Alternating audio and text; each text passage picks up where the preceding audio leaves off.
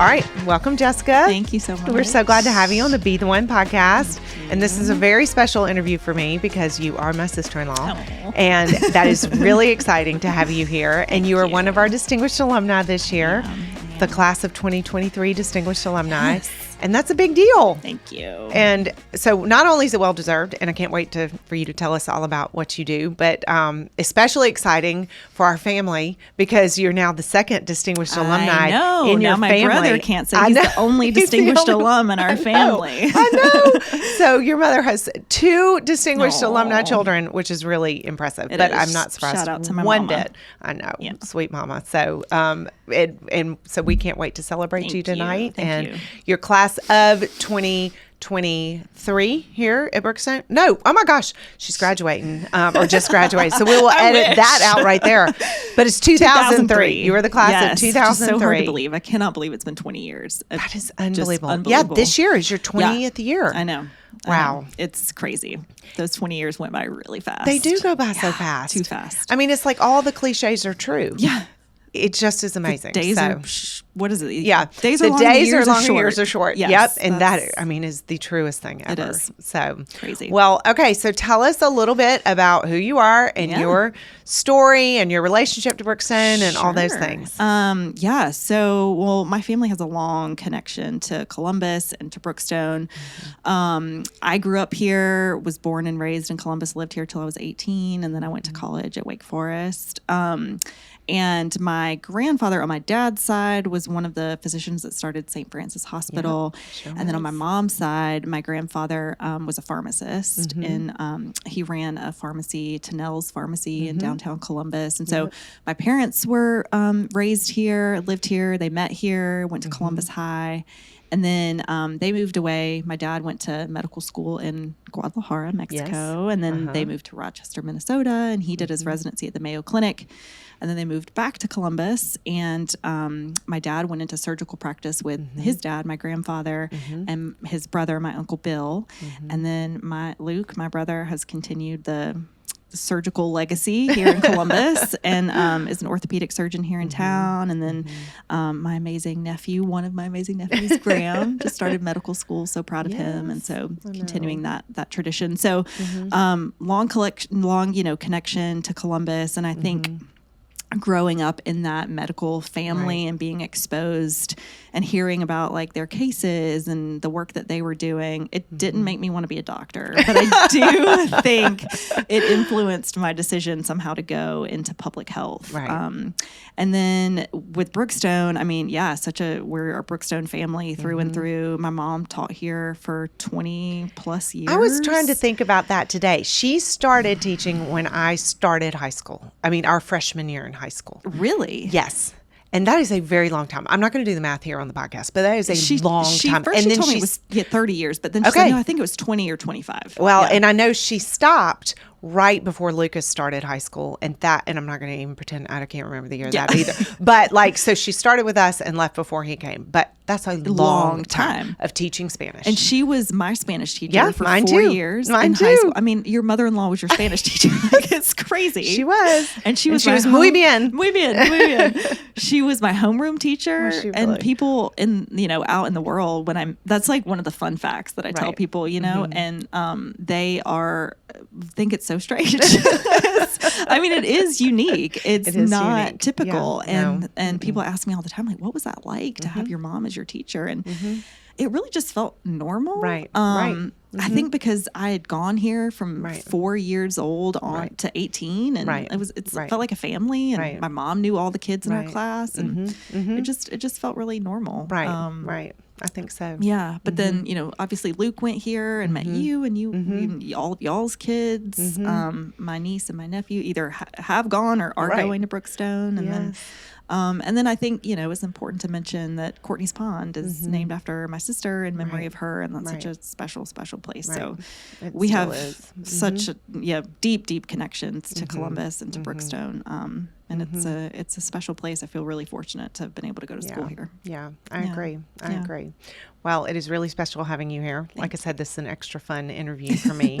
And you're right. Growing up in your medical family, there's no avoiding the medical conversations at all. Oh, dinner table, it doesn't matter. I mean, the most grotesque things you can think of. I know. I mean, there was a time back when we had a computer, a desktop in our kitchen, and we'd have the photo screensavers, and they would be surgical photos. Oh, no. And like, I would have to tell people, you would get used to them, but people would come into our kitchen and not be prepared to see a surgical scene on the computer screen. But it's just the way of life in the Wolff family. Normal. So it is. It's very normal. It is. So what was your major when you went to Wake Forest? I know you were thinking about public health, but that wasn't, that wasn't your major? It wasn't. At the time, they didn't have that as a major. Okay. And I don't know, maybe they do now. I'm not sure. But actually, I think, so my cousin, Chris Wolff, is who, of course, but he's, I don't know, maybe 12, 15 years older than I am. I can't remember. And so he studied public health. He got his master's in public health at Emory. And then he went and worked at the World Health Organization in Geneva, Switzerland. And he was like single-handedly responsible for eradicating polio in India and Pakistan. Like so incredible. Isn't that incredible? It's so incredible. I know. And he was literally going door to door, inoculating kids in these countries. And he would come home. He would come back to Columbus maybe like once a year. And he would usually have dinner with us at my dad's house. And he would like tell the most amazing stories about what he was doing, these adventures that he was going on. And just this incredible life he was living. And I remember thinking like, that sounds like a really cool job to have. Yeah. And I didn't decide on public health at that time, but hearing those stories when I was in high school, I think like was in the back of my mind, as maybe that's something I would want to go into. So so I went to Wake. I didn't really know what I wanted to study, but my parents always said like, find something that you love and that you're passionate about and study that. And so I ended up majoring in psychology and in Spanish. I double majored, and I'm sure my mom had something to do with me. I'm sure majoring in Spanish. I even minored in Spanish because so there you go. Yes, because she was such a great teacher. Senora Wolff. Just what an influence she had an impact. I know. And I mean, I studied abroad in Spain twice while I was at Wake, and that was a great experience. And then, I mean, I can keep going about how I ended up. Yeah, keep going. So that was what I majored in. But then, so when I graduated, I didn't totally know what I wanted to do. But I thought I wanted to stay kind of like within the world of public health. Also, side note, I should say. So for a little while, I thought maybe I wanted to be a clinical psychologist. And then I was like, I don't think that's really for me. My dad wasn't like super keen on me majoring in psychology and Spanish because he just wasn't sure what I was going to do as a career and like how I was going to make money and support myself long term, which is fair. And so he wanted to, I think, expose me to like another side of psychology and mental health. And so he got me an summer internship when I was in college at the West Central Georgia Mental Health Hospital. Wow. Okay. Specifically in the criminally insane unit. And I am sure you have some stories from that. Stories that I'm not going to recount right now. But it opened my eyes, to say the least. But it didn't work. I still majored in psychology. So if that was, if the point he was trying to make was to get me to not major in it, it didn't work. But, so anyway, after I graduated, I found an internship at the National Institute of Mental Health in Bethesda, Maryland, and I applied for it, ended up getting it, and I was working on a research study. It was like this longitudinal study assessing kids who had been diagnosed with pediatric bipolar disorder. So I lived in DC, and then I worked in Maryland at the National Institute of Mental Health. I did that for 2 years, and that was awesome. It was such a great experience, and I think kind of gave me exposure to what it would be like to work in the federal government and more experience working in public health. And then just with the close proximity to Baltimore, kind of put Johns Hopkins on my radar. And it's the best school of public health in the world. And I was like, oh, well, I guess I'll apply and see if I get in. And I did. And they have, you can concentrate in mental health within the School of Public Health. And at the time, they were the only school that offered that. And so I think that really attracted me to the program as well. But that was also an amazing experience. It was a quick program. I was only there for 11 months, but had just exposure to amazing classmates who, like, there were doctors from all over the world who were coming there to study public health. There were people my age who had started their own nonprofits and were getting their master's in public health, and older classmates who were coming back to like start a second career. So just really made me kind of see, I think, like how big the world is and how many opportunities there are. And then I thought that I wanted to go into global health, potentially global public health, but I didn't have any experience. And so started looking into internships, and I found one in India. And I went there for 3 months, which was an adventure in and of itself. Again, I think, hearing Chris's stories from working there kind of probably influenced me to decide to go there. But I went like not knowing anyone and not really knowing what I was going to be doing while I was there. But I worked in South India, in rural villages, doing a research study on implementing electronic medical records in rural villages in South India. And then I was able to travel on my own after that throughout India, and and then came back and actually moved back to Columbus for a little bit, and had no idea what I was going to do with my life, but I knew I needed like a stable job and a salary, and probably couldn't keep bouncing around from internship to internship. So I got a job at a consulting firm in Atlanta called ICF. It's a public health consulting firm. And I worked there for 6 years on a lot of different public health projects, on suicide prevention programs and children's mental health programs. And then because of my experience in India, I was able to transition and start to do some global work. And I worked in global HIV prevention. So I was based in Atlanta, but then I was traveling and working in like South Africa and Tanzania and the Caribbean, working with ministries of health there on their HIV prevention programs. And that was just an awesome experience. Awesome, that's amazing. And then I knew I wanted to be at CDC long term because it's the world's premier public health agency. But it's really hard to get a job there. It's it's really hard to get a federal position there. It's super competitive. And if you don't know someone, or if you don't kind of have a way to get your foot in the door, you're not going to get a job there. So I took a contract position as a way to get my foot in the door there, and it was only guaranteed for a year. Wow. And at the time I was 3 months pregnant, and I just thought, oh my gosh, what am I doing? Like, I'm taking this job and I may not have a job in 9 months. I'm about to have a child. Like, this is nuts. What if it doesn't work out? Right. But it did. And I was able to transition to being a federal employee, and I've been there for 7 years now. And it's just an incredible place to work. And I work with the most amazing, brilliant people, and on programs that I, think and hope are making a difference in the world. And they are. They are. That's the trajectory of my career thus far. There you go. And you probably worked at the CDC at maybe one of the most interesting times in recent history. Yes. So, so before we talk about that, tell us what you now do, like specifically at the CDC, and then I would love to get a glimpse into life during COVID at the CDC. It was an interesting time for sure. So now at CDC, I lead a drug overdose prevention program. It's called the Overdose Response Strategy, and it's a national program that's specifically focused on trying to get law enforcement and first responders in general, so fire and EMS too, to work with public health and behavioral health, so that when they're first, when an overdose happens and someone calls 911, usually the first people to arrive on the scene are either law enforcement, fire, or EMS, and they now, for the most part, have naloxone or Narcan, which can reverse the overdose.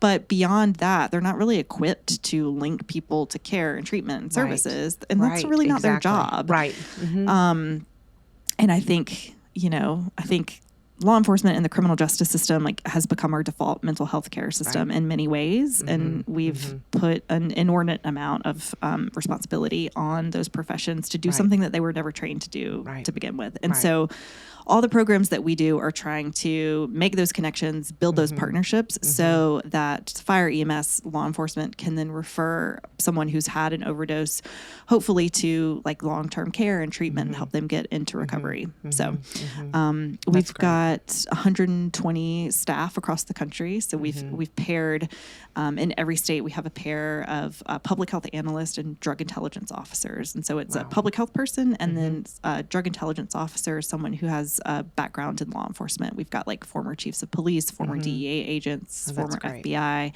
That's great. And they're trying to build those bridges between public safety and public health in their state.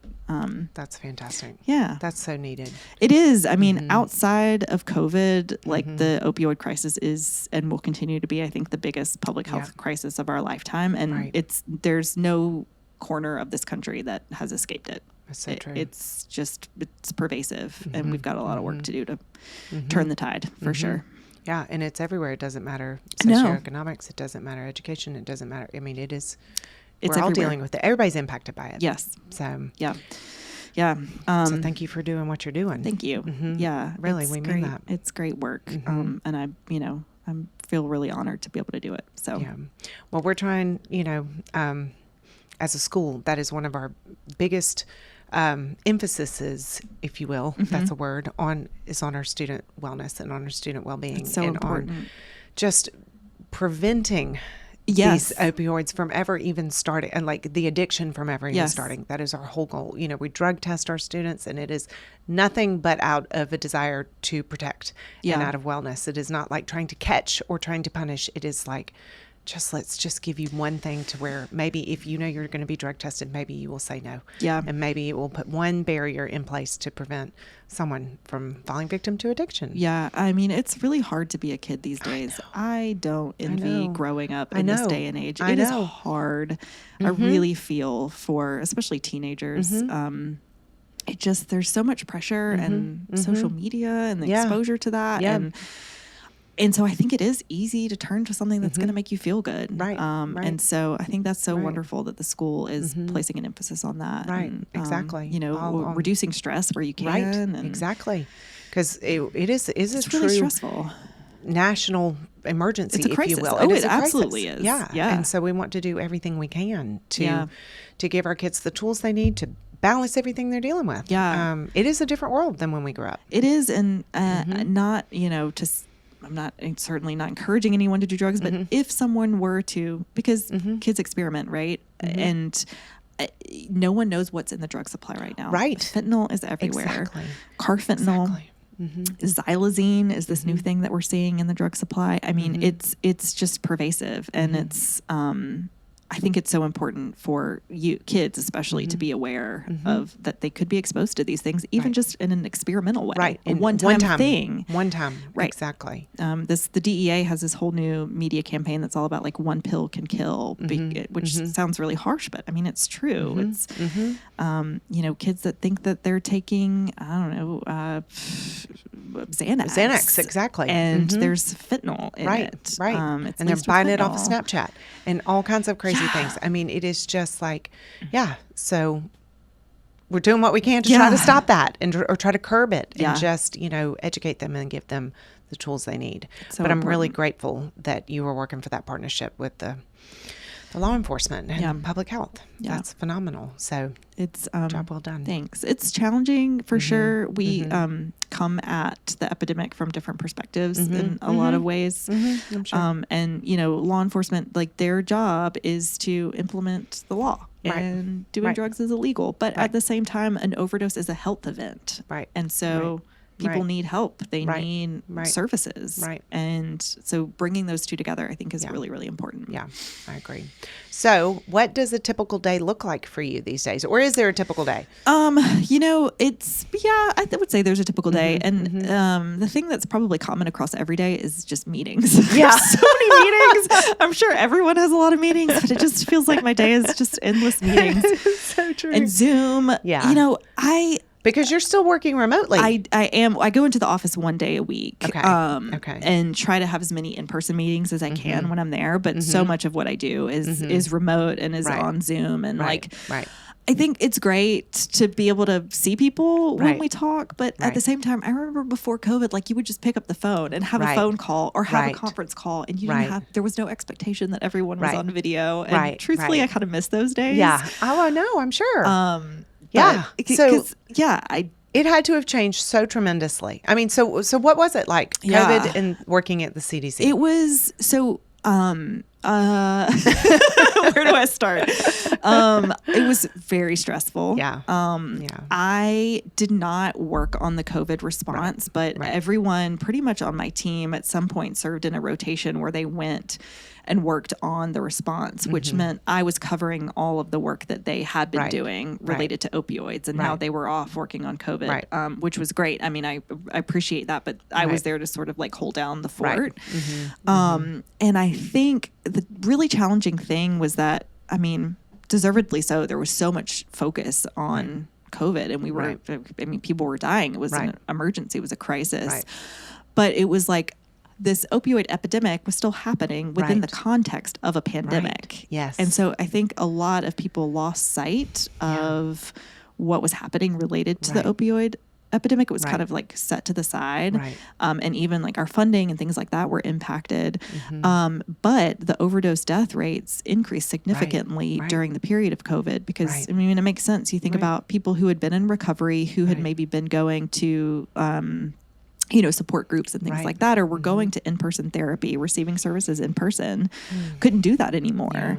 And people who were using drugs who, maybe used with a group of people so that if they had an overdose, there would be someone there to revive them. Now they were using alone. And I mean, not to mention just the isolation, social isolation everyone was experiencing, and depression and anxiety levels increasing. That all contributes to drug use. And so, we saw overdose rates like increase significantly, but the kind of attention, focus, funding that had been there shifted to COVID, and so that was really challenging. Not to mention CDC as an agency got a lot of scrutiny and blowback and heat for like our communication and how we communicated with the public about the pandemic, and so it was tough. Tough year. It was tough year.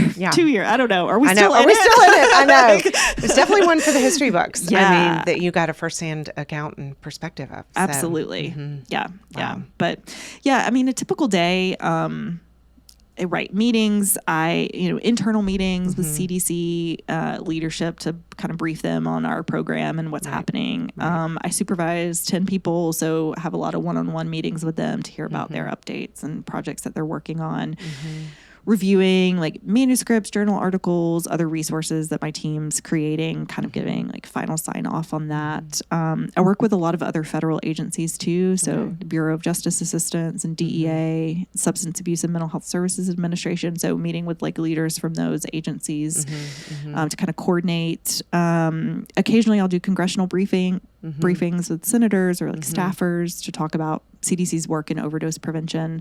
And then sometimes I get to travel too. So I'll, go to conferences and give presentations or I think the best is if I get to go on a site visit and see the work that we fund, like actually happening on the ground and meet with people who are doing the work on the ground is the most rewarding part. So the one commonality across every day is meetings. Yes. I think that a lot of people can relate to that. Yeah.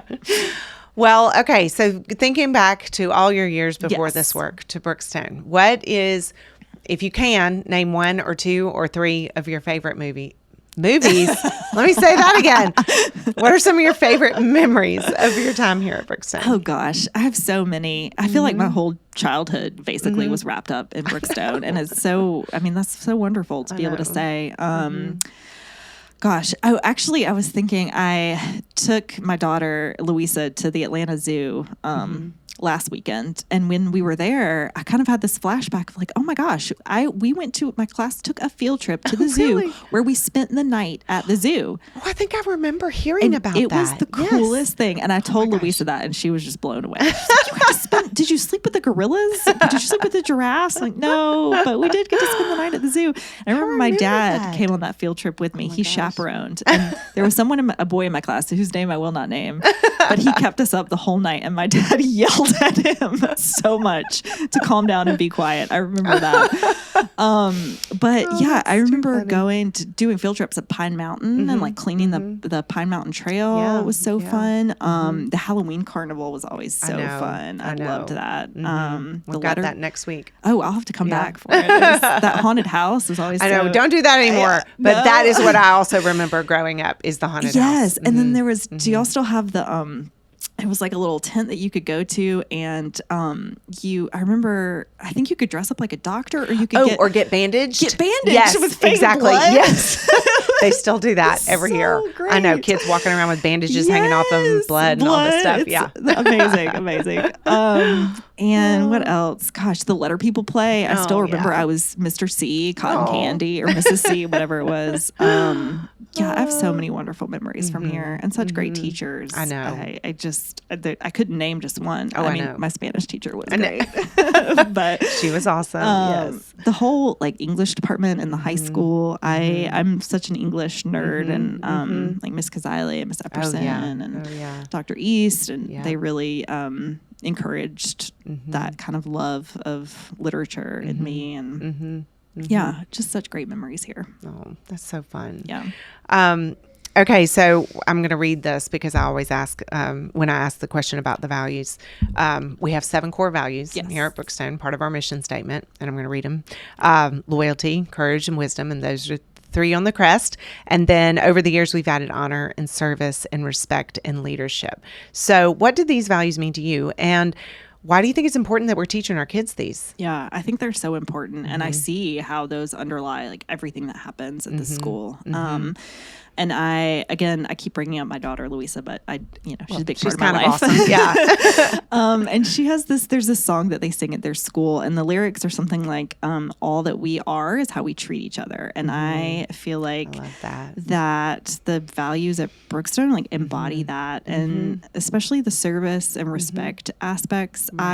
When I was at Brookstone, and I'm sure it's still the case now, but servant leadership was such a big part of the philosophy here and the curriculum, and influenced me in more ways than I realized. And there was just emphasis on serving something bigger than yourself. And that's what I wanted in my career. I wanted to help people and make a difference. And I think Brookstone instilled that in me for sure. And then respect, just, your GPA, your grades, your scores on standardized tests. I mean, those things are all important, but they only get you so far in life. And I think any success that I have had has been in large part because treating people well and having that kindness and humility, I think goes really far. And I think Brookstone encourages that in their students, and having that respect, and walking into a room with people who have different ideas or perspectives than you do, and being able to hold space for those and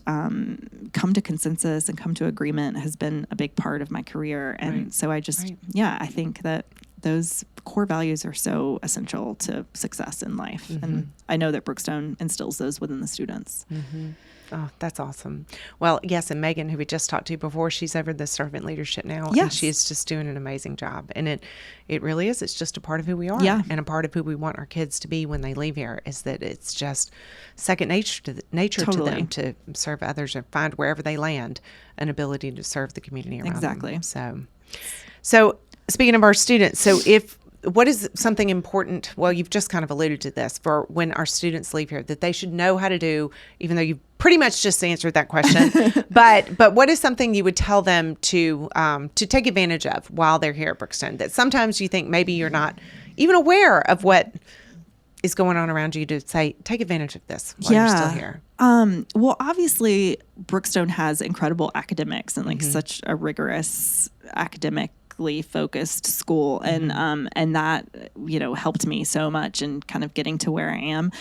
But I was thinking about actually how much the athletics at Brookstone also influenced me. Like, I think more than I realized at the time when I was playing soccer and in basketball. And I know like athletics isn't for everyone, so I'm not going to say everyone should be part of the athletic program at Brookstone. But if you have any interest in it, I think you know, give it a shot. And it really helped build my confidence and just learning how to be a team player and resiliency, like coming back from defeat and disappointment and losing and still going to practice the next day and kind of pulling yourself back up and getting back out there. And that's part of life. So I think that's important to learn early on. And I also just got to interact with classmates that were older and younger than me that I may not have known or really, you know, gotten to know otherwise. And that was really nice too. I think that's a good point. I think people often forget about the ability to get to know people in other grades in such a unique way that you wouldn't have. I mean, you're on the bus, you're traveling. Yeah, exactly.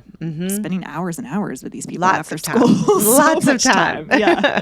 And the coaches too are just so incredible. They are. And how much time you spend with them. I still, you know, life lesson. I still remember when Coach Stafford, I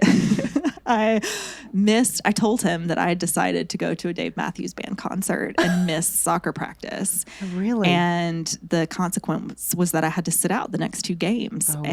And, you know, knowing that like your actions have consequences, your decisions have consequences. And it wasn't just a consequence for me, but it was for my teammates too. Yeah. They're seeing me sit on the bench. You know, I'm not there to that play. Was hard. It was tough. Yeah. But I obviously haven't forgotten it. I know. 20 years later, I'm still thinking about it. Those lessons that can be painful, they can stick with you. Yes. Well, there you go. That's good advice. Yeah. All right. So speaking of advice, okay, well, I'll get to advice in a second. Yeah. All right. So I love asking this question. I know you love to read. I do. So what is one of the books or a book or multiple books that have had an impact on you? It's so hard to choose, but I think one that comes to mind, it's called Mountains Beyond Mountains, and it's by Tracy Kidder, and it's about Dr. Paul Farmer, who's an infectious disease doctor from Harvard, but he worked in Haiti for many, many years, and it's just the story, it's his life of the work that he did in Haiti and also in Boston, but more about like the relationships that he formed while he was serving patients in Haiti, and he's like the public health godfather. Like if you mention him to anyone in public health, everyone loves Paul Farmer. So that's a new one for me. Yeah, it's great. I will look for that highly one. recommended. Okay, so now moving on to advice. Yes. I know you've had lots of wisdom poured into you over the years. So what is some advice that has stuck with you or impacted you the most? So this isn't really advice per se. I think it's more of a quote that I think about a lot. So first backstory, like a little bit of context. When I was at Wake, I was actually able to have Maya Angelou as a professor. No, you were not. Are you serious? I did not know that. Yes. It was a dream come true. That's so fun. I mean, and it was a poetry reading class. Oh, wow. So we are reading Maya Angelou's poetry back to her while she corrects our pronunciation, the my cadence. Goodness. I mean, talk about intimidation. Oh, I'm sure. You know, legend of a woman, and you're reading her poetry back to her. It was oh my goodness. What an like experience. Nothing I've ever experienced before. Yes. And there were probably, 60 or 70 people in the class. And by the second class, she had memorized all of our names. Wow. And she called us Miss and Mister. So like Miss Wolff. And she would go around and she knew all of our names. It was amazing. But on the first day of class, she put this quote up on the board, and it was, I'm a human being, therefore nothing human can be alien to me. And I've thought about that a lot because I think in this day and age, like there's so much focus on difference and divisiveness. And I think we actually all have a lot more in common than we realize. And I've think about that quote a lot. I mean, I've worked in so many different countries with so many different types of people, and like walking into a room can sometimes be really intimidating. But if you just remember everyone's humanity, and at the end of the day, we have that in common, I think it's so much easier to work in a place where maybe you would have felt intimidated otherwise. And so I just think about that a lot. You know, whoever you're interacting with at the end of the day, we all have things in common. Like we all have joy and sadness and grief, and that's what brings us together. And we should focus on that more than how we're different. I love that. Well, it goes back to respect being so important. Yes. As a value to hold in how you interact and treat other people. Absolutely. I love that. Yeah. Jessica, this has been so much Thank you, fun. Avery. I mean, this has really been I fun. could just keep talking to I you. know. No kidding. No kidding. This has been awesome. And I don't say it lightly. Congratulations. Thank you. This is a big deal. And out of thousands of alumni that you were nominated, selected, and chosen by your peers, it speaks volumes to the work you've done, to the person you are. Thank and you. And we're so excited Really to means celebrate really you. truly means a lot. This is a special place. I feel so Yeah. fortunate to have gone to school here. I mean, it was just an opportunity that so many people don't have, and I hope I never take that for granted. So Right. Well, we have loved having you here today, and it'll be really fun when you get your picture down in the library. That'll be super Esther, fun. when she walks by and sees Aw. Luke, she's like, "Hey, Dad," Daddy. and now Oh, she'll she can say, "Hey, "Hey, Jess." Jess." So I love it'll be it. so much fun. But thank you. Thank you.